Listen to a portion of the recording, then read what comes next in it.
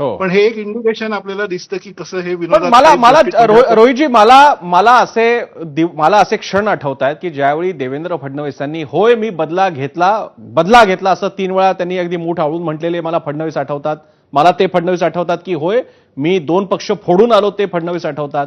अनेक मुलाखतींमध्ये त्यांनी स्पष्टपणे उद्धव ठाकरेंबरोबर आता पुढे शिवसेनेबरोबर जाण्याची काही शक्यता नाही असे फडणवीस जेव्हा आताच्या अधिवेशनात इतक्या खेळीमेळीमध्ये जेव्हा असा सूचक आणि उद्धव ठाकरेंचं नाव घेऊन आम्हाला हाही प्रश्न पडला की तो दानवांना अवतान होतं का, तसं नाहीये. उद्धव ठाकरेंचं नाव त्यांनी घेतलं होतं तेव्हा मात्र आणि देवेंद्र फडणवीस अतिशय तोलून मापून बोलत असतात त्यावेळी हे विधान जाणं, विधिमंडळाच्या अधिवेशनादरम्यान जाणं, त्यानंतर सुद्धा जर का तुम्ही बघितलं रोहितजी एकनाथ शिंदेच्या बाबतीत उद्धव ठाकरे रिझर्व्ड आहेत पण देवेंद्र फडणवीस त्यांना अगदी फोटो सेशन झाल्यानंतर खांद्याला हात लावून पुन्हा जे काही जाताना अभिवादन वगैरे नमस्कार वगैरे झाला असेल, नमस्कार चमत्कार, या गोष्टी बियॉन्ड वर्ड्स शब्दांच्या पलीकडे उमगले सारे ते नेमकं काय होतं? हो हो हो हो अगदी अगदी परफेक्ट ऑब्झर्वेशन प्रसन्न आणि बरोबरच आहे. म्हणजे कसं आहे की बदलते रिश्तों की दास्तान असं आपण जे म्हणतो, खानदान नावाचं एक सिरियल होतं दूरदर्शनवर 30 वर्षापूर्वी. त्याची टॅगलाईन होती बदलते रिश्तों की दास्तान. म्हणजे ते कसे सारखे संबंध आणि हे बदलत असतं. तर आजच सकाळी माझं एक लेख छापून आलाय फ्री प्रेस जर्नलमध्ये, त्याच्यात मी हेच लिहिलंय की एकनाथ शिंदे हे थोडेसे डोईजड होत आहेत भाजपला आणि पुन्हा पुन्हा असं चाललंय की एकनाथ शिंदे यांची माणसं म्हणजे त्यांचे आमदार असतील, मंत्री असतील, यांच्याबद्दल काय काय होतंय ते सगळं डिटेल आता बोलायला आपल्याकडे वेळ नाही. पण सगळ्यांना, तुमच्या प्रेक्षकांना, तुम्हाला सगळ्यांना माहितीये की काय होतंय ते आणि ते कशामुळे होतंय तेही माहितीये. कसं सगळं बाहेर येतंय किंवा काय होतंय मध्येच काय काय होतंय वगैरे. तर एकनाथ शिंदे यांचे वारंवार होणारे वेगवेगळ्या गोष्टींवरून होणारे हट्ट किंवा त्यांच्याकडून ताणून धरली जाणारी परिस्थिती किंवा अनेक काय काय गोष्टी, तर ह्याच्यामध्ये एक अत्यंत चतुराईनी आज देवेंद्र फडणवीस यांनी एक असं वाक्य टाकलंय की उद्धवजी तुम्ही या बाजूला येऊ शकता. हा सिग्नल कोणाला आहे? तर मला असं वाटतं की तो जास्त करून एकनाथ शिंदे यांच्या शिवसेनेला आहे. विनोदाच्या शैलीत आहे, लगेच काही होईल असं नाही, पण तो आहे म्हणजे एका अर्थाने आहे.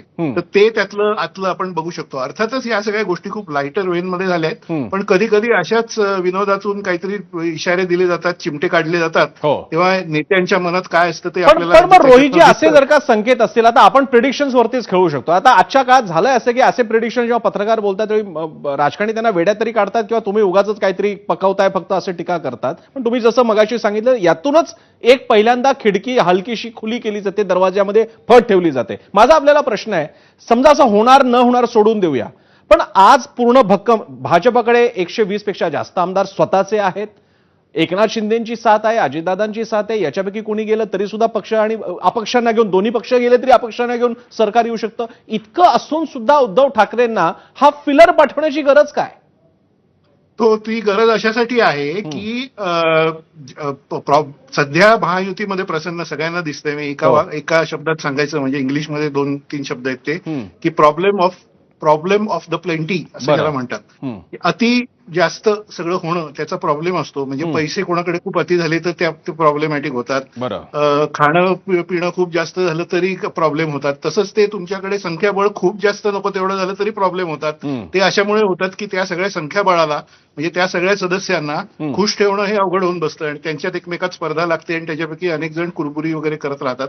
तर मी स्पष्टपणे बघू शकतो की आता काहीच होणार नाही. असं उद्धव ठाकरे या बाजूला आले तिकडे गेले वगैरे असं काही होणार नाहीये. आपण आपल्या प्रेक्षकांना सांगू आहे तसं सुरू राहील. भाजपचं सरकार कायम राहील 29 पर्यंत, काही त्यात प्रॉब्लेम नाही. पण सतत आतमध्ये होणाऱ्या कुरबुरी ज्या आहेत त्याच्यावर असे चिमटे काढून कधी कधी इशारे देण्याचा एक प्रकार आपण पूर्वी सुद्धा बघितला आहे. तो असा असतो की आता जे आहेत ते फारच ते डोईजड होत आहेत का, असं करतायत का, तर आम्ही अगदी पूर्णपणे काही बंद केलेले नाहीत दरवाजे उद्धव ठाकरे यांच्यासाठी सुद्धा. ते आम्ही परत उघडू शकतो. आता तुम्ही बघा नितीश कुमार यांच्याबद्दल तुम्हाला एक नॅशनल पर्स्पेक्टिव्ह देतो. नितीश कुमार यांच्याबरोबर आम्ही अजिबात युती करणार नाही, त्यांच्याबरोबर परत जाण्याचा प्रश्नच येत नाही असं केंद्रीय मंत्री अमित शहा यांनी जाहीर सभेमध्ये बिहारमध्ये सांगितलं होतं प्रचाराच्या काळामध्ये. बिहारची शेवटची लास्ट जी असेंब्ली इलेक्शन झाली त्याच्या आधी, त्याच्यानंतर आता गेली काही वर्ष बिहारमध्ये सत्तेत नितीश कुमार आहेत आणि त्यांच्याबरोबर भाजप सत्तेत आहे. त्यामुळे अजिबात त्यांच्याबरोबर जाणार नाही असं सांगितलं, पण त्यांच्याबरोबर गेले हे देशात अनेक ठिकाणी दिसतंय. तसंच उद्धव ठाकरे यांच्याबरोबर आता आम्ही परत कधीही जाणार नाही, काही प्रश्नच येत नाही. त्यांनी युती तोडली, अमुक केलं वगैरे सगळं बोलून झालं असलं तरी शेवटी ही बदलते रिश्तों की दास्तान आहे, राजकारण आहे. मी रोहितजी याच बदलते रिश्तों की दास्तान, आणि आता सध्या मराठीचा मुद्दा जोरदार आहे त्यामुळे आपण वाक्प्रचार म्हणून सुद्धा वापरायला नको, बदलत्या नात्यांची ही कथा आपण घेऊन जाऊयात. आपल्यासोबत आहेत आता शिवसेनेच्या नेत्या, प्रवक्त्या आणि आमदार मनीषा कायंदे, प्राध्यापक मनीषा कायंदे. मनीषाजी, आपलं स्वागत.